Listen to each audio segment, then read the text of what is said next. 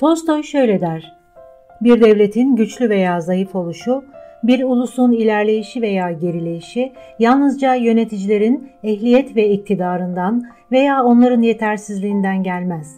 Yöneticiler ister iyi veya kötü, ister kahraman veya zalim olsunlar. Onlar toplumun birer aynasıdırlar. Onlar ulusal ruhun birer kopyasıdırlar. Onlar halkın içinden doğmuştur. Bir ulus nasılsa yöneticileri de onun gibidir. İşte bundan dolayıdır ki eskiden beri her ulus layık olduğu yönetime ve yöneticilere sahip olur denilmiştir. Bir zamanlar halkın çoğunluğunun neredeyse taş devrindeki kadar ilkel ve fakir olan bir ülkenin günümüzde birçok alanda dünyada ilk sıralarda gösterilen örnek bir ülke haline geldiğine inanmak zor gelebilir. Halkı son derece cahil ve bilgisiz olan bu ülkenin coğrafi şartları da çok kötüdür. Buna rağmen tepeden tırnağa yapılan köklü değişimler, büyük mücadeleler ve sarsılmaz bir inançla gösterdikleri çabaların sonunda bir mucize gerçekleşmiş.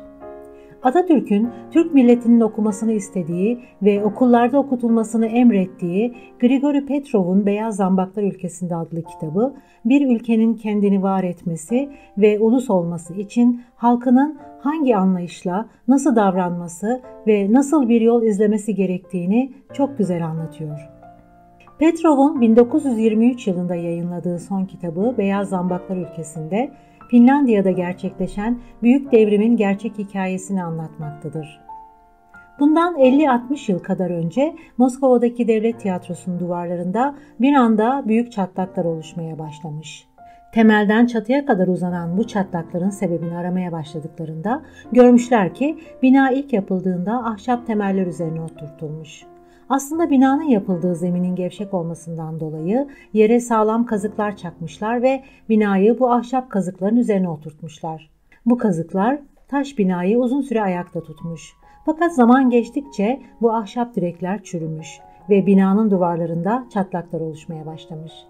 İlk anda binayı yıkmayı düşünen mühendisler sorunun kaynağını bulduklarında bundan vazgeçerek temeli sağlamlaştırmaya karar vermişler ve temeli granit taşlarla güçlendirmişler.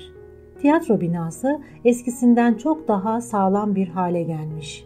Bu olay devlet yönetimine benzetilir. Zaman ilerledikçe devletlerin kendilerini yenilemeleri gerektiğini, aksi takdirde eski yöntemlerde ısrar etmenin sarsıntılara yol açabileceğinin gösterir. Yeni ve modern devletler için daha sağlam, daha adil yönetim biçimlerine ihtiyaç vardır. Günümüzde akıllı ve eğitimli devlet adamlarının zamanında yeterli önlemler alarak yönettiği ülkelerde yaşayan insanlar refah içinde ve mutlu bir şekilde hayatlarını sürdürmektedirler. Avrupa'nın kuzeyinde kışların çok sert geçtiği, ilkbaharda bile don yaşanan, on binlerce gölü olan, sert granit taşların çokluğu yüzünden tarıma elverişli doğru dürüst arazisi, madeni olmayan, havanın daima sisli olduğu bu bataklık ülkesi, bugünkü aşamaya gelinceye dek bakın hangi aşamalardan geçmiş. Finlandiya, Rusya ile İsveç'in arasında kalır. Önceleri İsveç egemenliğinde olan Finler, bu süre içinde İsveçlilerin gözünde daima aşağılandılar. Fin halkı İsveçlilerle aynı politik haklara sahip olmalarına rağmen düşüncede, ekonomide, ahlaki gelişmelerde geri bırakıldılar. Bu durum Fin kültürünün gelişmesine engel oldu. Fin halkı içinde okuma yazma bilenlerin sayısı çok azdı. 1808 yılında Ruslarla İsveçliler arasında yaşanan bir savaşta Finlerin bir tarafı seçmesi gerekiyordu. Rus çarı 1. Alexander, Fin halkına hangi taraftan olmak istediklerini sordu. Finler Rus tarafını seçtiler. İlerleyen zamanlarda Rus çarı Finleri iç işlerinde özgür bıraktı. İç işlerinde egemenlik kazanan Finler kendi kültürlerini geliştirmek için ilk kez bir fırsat yakaladılar. Finler yıllarca başka ülkelerin egemenliğinde kaldıkları için ne yapacaklarını bilemez haldeydiler. Finlandiya'da devlet dairelerinde çalışan doğru dürüst memur yoktu. Herkes işini savsaklıyor, görevlerini suistimal ediyordu. Ülkedeki zengin ailelerin şımartılmış, yeteneksiz, işten anlamayan çocukları, rüşvet veya ailelerin nüfuzları kullanılarak devlet dairelerine sokulmuştu. Bu kişiler hem işten anlamıyor hem de iş için kendilerine gelen halka türlü eziyet ediyorlardı. Her zaman bugün git yarın gel diyerek taşradan zorlukla gelen, kalacak yeri olmayan insanların işlerini durmadan erteliyor, zora sokuyorlardı. Akılları fikirleri işten çıkıp pahalı meyhanelerde, eğlence yerlerinde zaman geçirmekti. Çoğu okullarını bitirememiş, ortaokulun 2. ve 3. sınıfında okulu bırakmıştı. Bunlar çalışmak istemez, aslında çalışmayı da bilmezlerdi. İşe geç gelir erken giderlerdi. İşleri güçleri başkalarına hava atmaktı. Görev zamanı kahve sigara içer, gazete okur, iş için başvuranları saatlerce bekletirlerdi. Finler İsveç egemenliğindeyken üst düzey subay ve komuta heyeti İsveçlilerin elindeydi. Finler daha çok er olarak orduda bulunuyorlardı. Subaylar erlere durmadan kışla öküzü gibi hakaret içeren sözler söylerlerdi. Kendileri şık üniformalarıyla gezerler, talimler, resmi geçitler ve kışla dışında bir şeyle ilgilenmezlerdi. Çoğunun okuması yazması yoktu. Sosyal ve ulusal ideallere sahip değillerdi. Bellerindeki kılıçları şıkırdatarak gezerler, salonlarda ustaca dans ederlerdi. Birçoğu içkiye ve kağıt oyunlarına düşkündü. Fin halkı arasında kışla sözcüğü hakaret içeren bir sözdü. Kışlanın havası çok pis kokardı. Erlerin durumu iyi değildi, yemekler kötü çıkıyordu. Çoğu er aç kalırdı, çoğunlukla hastaydılar. Askerlerin küfürlü konuşmaları normal sayılırdı. Sevinir küfreder, üzülür küfrederlerdi. Her durumda anneye, babaya, herkese hiç sıkılmadan küfrederlerdi. Finlerin aile ortamları da iyi değildi. Anneler ev işleriyle uğraşmaktan çocuklarıyla ilgilenmezler, babalar işten sonra kahvehanelerde vakit geçirmekten çocuklarını ayıracak zaman bulamazlardı. Aileler çocukları ayak bağı olmasın diye onlara şeker verip kenarda oynamaya gönderirlerdi. Çocuklar ailelerinden bir şey öğrenemez, öğrendikleri ise basma kalıp şeyler olurdu. Aile ortamında bir yetimden farkları olmazdı. Bu çocuklara yalan söyleme, hile yapma derler fakat kendileri yaparlardı. Çocuklar bunu görür ve zamanla anne babalarının öğütlerini tutmaz olurlardı. Aileler çocukları söz dinlemedikleri zaman bunun kendilerinden kaynaklandığını anlamazlardı. Anne babalar çoğunlukla hem davranışlarında hem ev ortamında temizlik ve nezaketten uzaklardı. Aileler ilerleyen yıllarda çocuklarının düzgün işler yapamamasına şaşırırlardı. Erken yaşlardan itibaren kanatları kırılan çocuklar yetişkin olduğunda uçamıyorlardı. O zamanlar Finlandiya'da aydın denebilecek kişi sayısı çok azdı. Bunlar arasında Johan Wilhelm Snellman adı öne çıktı. Snellman, bilim adamı ve filozof olmasının yanı sıra yaptığı çalışmalarla Fin kültürünü yaratan halk öğretmeni oldu. Finlandiya'nın küçük bir ordusu vardı. Fakat bu ordu Rusya ve İsveç'e karşı koyacak kadar güçlü değildi. Onlara karşı durabilmesi ancak kültürel gelişiminin yüksek olmasıyla mümkün olabilecekti. Snellman bu düşünceyi Fin halkının zihnine yerleştirmek için çaba gösterdi. Ona göre bu küçük ulus ancak komşularından daha büyük bir uygarlığa eriştiğinde bu tehlikeyi atlatmış olacaktı. Snellman birkaç genç öğretmen, avukat ve memurla birlikte bu kültürü yaymak için çalışmalara başladı. Kendisiyle birlikte çalışacak kişilere aydın olmanın sadece modaya uygun giyinmek olmadığını, kendilerinin ulusun beyni olduklarını anlattı. Bu ülkenin bu aydınları iyi maaş almaları, akşamları kafelerde, kahvehanelerde oyunlar oynayıp eğlenmeleri için okutmadığını, böyle kişilerin gerçek aydın değil, bunların zihinlerinin küflenmiş kişiler olduğunu söylüyordu. Okumuş kişiler ulusal iradeyi güçlendirmek için çaba göstermeliydi. Köylülere, işçilere nasıl daha iyi yaşanabileceğini, nasıl çalışabileceklerini öğretmeliydiler. Evlerini nasıl daha iyi inşa edebileceklerini, kendilerinin ve çocuklarının sağlıklarını nasıl daha iyi koruyabileceklerini, nasıl mutlu bir aile kurabileceklerini, eşlerinin birbirlerine nasıl davranmaları gerektiğini, işleri zamanında yapmanın önemini, disiplinli ve düzenli çalışmanın nasıl olması gerektiğini, daima başkalarının haklarına saygılı olmaları gerektiğini anlatmalıydılar. Snellman gittiği her yerde fırsat buldukça herkese ne yapmaları gerektiğini anlatıyordu. Bu 5-10 aydın kişi kışın kayaklarla, yazın yürüyerek veya kayıklarla Finlandiya'yı baştan sona dolaşıyor, kime rastlarlarsa kitaplar dağıtıyor, onlara doğru yolu gösteriyorlardı. Her meslekten uzman kişiler insanları kendi konularında bilgilendirmeye başladılar. Çocuk yetiştirme, tarım, sağlık konularında bilgilenen halk hızla uyanmaya başladı. Snellman'ın çalışmalarına yeni birçok aydın profesör katılıyordu.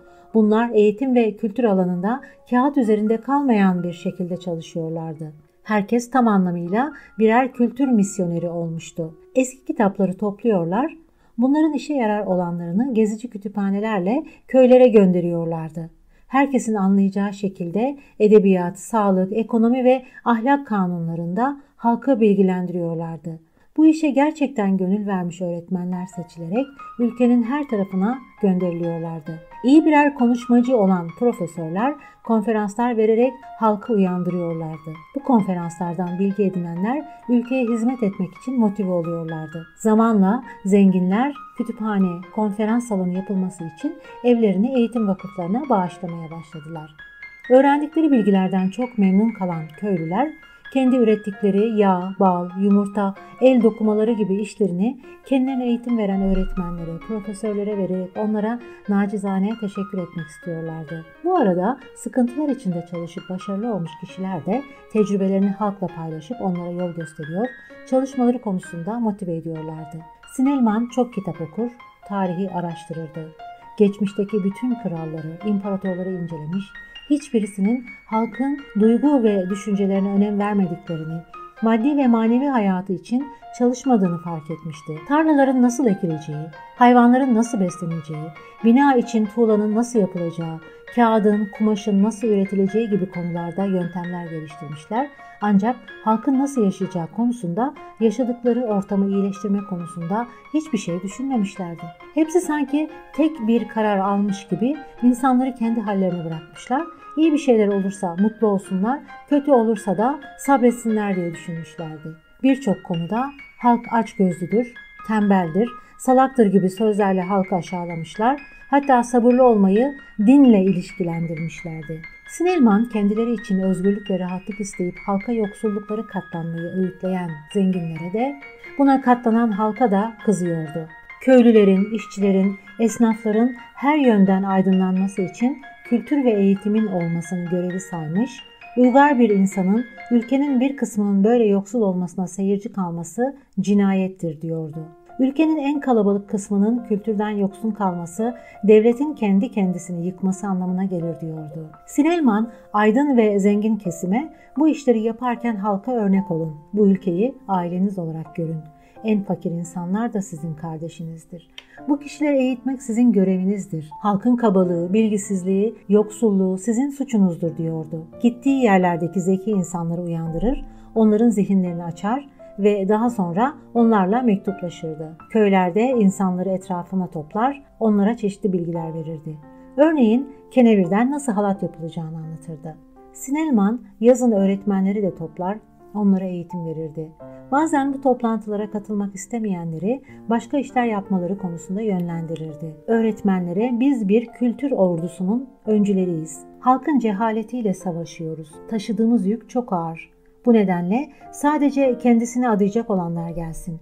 Diğerleri de öğretmenliği bırakıp başka işler yapsın diyordu. Sinelman, dürüst, ahlaklı Fin memurlarını devlet dairelerine yerleştirmeye başladı. Ancak onların asla eskisi gibi davranmalarını istemiyordu. Memurlar zamanın değerini bilecek, halkın hizmetçisi olacaklardı. Herkese karşı güler yüzlü olacak, halkın işlerini yapabilmek için ellerinden gelen ne varsa yapacaklardı. Kanuna göre hareket edeceklerdi.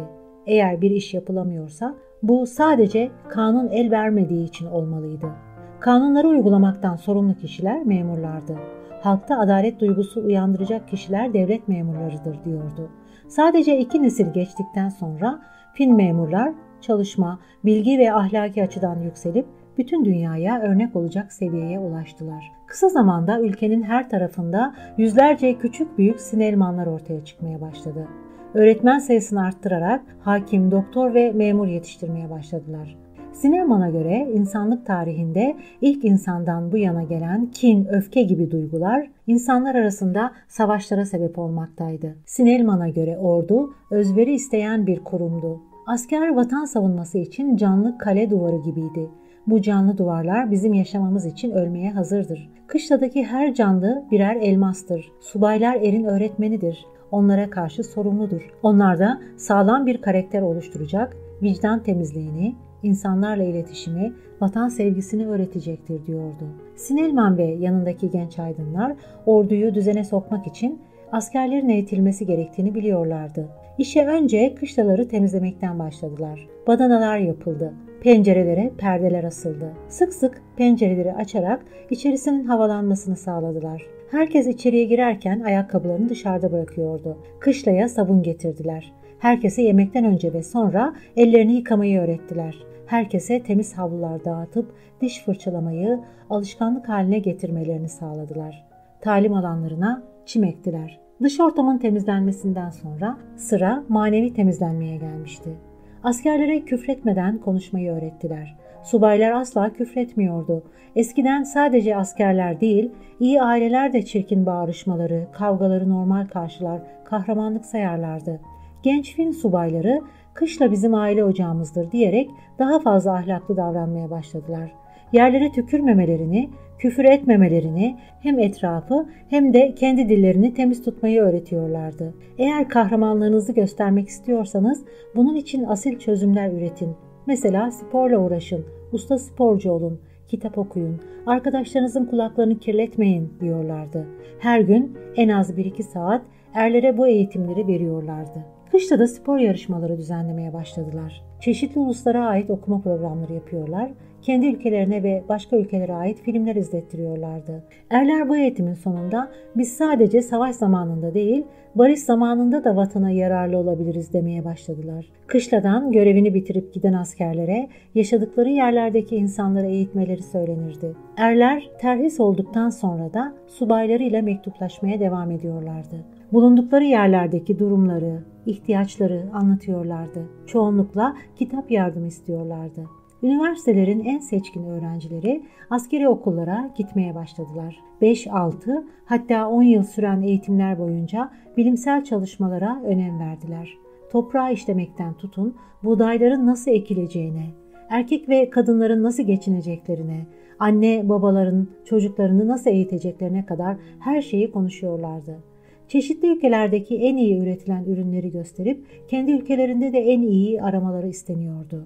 Mesela kumaş konusunda İngilizler, cam üretimi konusunda Çekoslovakyalılar, tereyağı ve peynir üretiminde Danimarkalılar çok iyiydi. Fin subayları büyük bir kültür gücü haline gelmişti.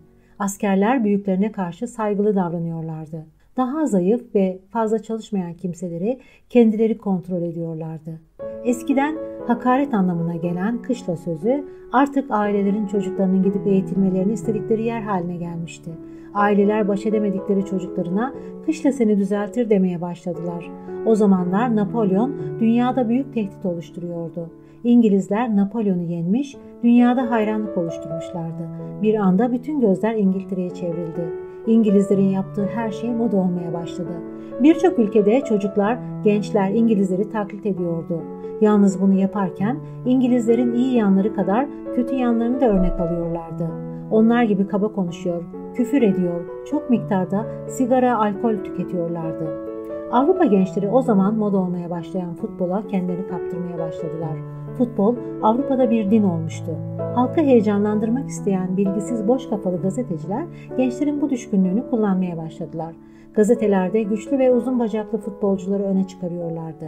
O zamanlar Fin gençleri arasında da futbol salgını ile birlikte manda bacağı gibi deyimler kullanılmaya başlanmıştı. Sinelman futbola ilgi duyan gençlerden memnun oluyordu ancak ölçülü bir şekilde yapılan sporun beden egzersizlerinin öneminin büyük olduğunu düşünüyordu. Büyük filozoflar çıkaran Yunanların sporda da çok başarılı olduğunu biliyordu. Beden egzersizleri duruşu düzeltiyor, hareketleri güzelleştiriyordu.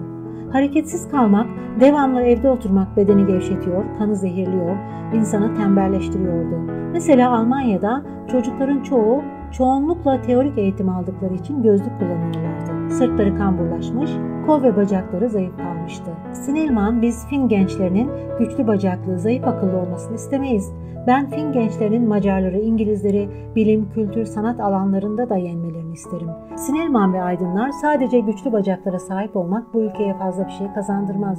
Bu ülkenin hayatın komik yanlarını anlatacak Cervantes gibi ya da dar görüşlü çıkarcı politikaların kurnazlıklarını anlatacak Swift gibi yazarlara ihtiyacı var diyordu. Çocukların eğitilmeleri sadece aileyi ilgilendiren bir konu değildir. Çocuklar toplumu ve devleti de ilgilendirir. Kanunlarınız istediği kadar mükemmel olsun, bu çocuklar yarın bir gün eğer parlamentoya girerlerse çıkar peşinde koşarlar. Politik birer cambaz olurlar. Ulusu felakete sürüklerler. Çocukluklarında eğitim almamış, tembel, açgözlü olan bu çocuklardan büyüdüklerinde vatan sevgisine sahip, yüksek düşünceli insanlar olmaları beklenemez. Lee Tolstoy bu konuda şöyle der: herkes çok iyi bir hayat yaşamak ve hayatını düzene koymak ister. Fakat kimse ona bir şey vermek istemez. Sinelman, öğretmenlere zihinleri aydınlanmamış kardeşlerinizden kaçmayın, onlar için çözümler düşünün diyordu. Yüz binlerce insanın bedeni, ruhu ve ahlakı çürüyor, kimse bu kokuyu duymuyor diyordu. Daha kötüsü ise bu kötü kokunun normal olduğunu sanıyorlar. Bu insanlar kaba, zalim ve şehvet düşkünü oluyor. Bu böyle mi olmalıdır diye konuşuyordu. Sinelman'ın sözleri ilham veriyordu. En uyuşuk zihinleri uyandırıyordu. Yazma yeteneği olanların, gazetecilerin, üniversite mezunlarının, papazların, öğretmenlerin bunları incelemesi gerekir diyordu. Kısa zamanda doktorlar, hükümet memurları, öğretmenler, papazlar geniş halk kitlelerini incelemeye ve bunları gazetelerde, dergilerde yayınlamaya başladılar. Bunlar arasında bir köy doktorunun anıları okuyucuların çok dikkatini çekmişti. Köy doktoru tıp fakültesini bitirdikten sonra atandığı köye gittiğinde gözlerine inanamamış, dehşete kapılmıştı. Önce kendisinin ülkenin en kötü yerine geldiğini düşünmüş, sonra etraftaki çevre köyleri gezmeye başladığında gördüğü yerlerin de aynı olduğunu fark etmişti. İnsanların yaşadıkları yerler taş devrinden kalma mağaralar gibiydi. Üst üste konulmuş, yığma taşlardan yapılan evlerin pencere yerleri açıktı. Perde diye bir şey yoktu. Kışın soğuktan korunmak için kumaş veya kağıtla kapatıyorlardı. Yağmur yağdığında tepeden sular akıyordu. Yemeklerini odanın bir köşesine koydukları taş ve topraktan yapılmış ocaklarda pişiriyorlardı. Ateş yaktıklarında içerisi duman içinde kalıyordu. İçerideki herkesin üstü başı is içindeydi. Köylüler hep aynı elbiseyle çalışıyorlardı. Yıllarca banyo yüzü görmemişlerdi. Çamaşır yıkama alışkanlıkları yoktu. Temizlik nedir bilmiyorlardı. Trahom, verem gibi hastalıklara sıkça yakalanıyorlardı. Su kuyuları tuvaletlerin hemen yanında olduğu için tifüs hiç bitmiyordu. Çocuklar arasında kuşbalazı, kızıl ve çiçek hastalıkları yaygındı.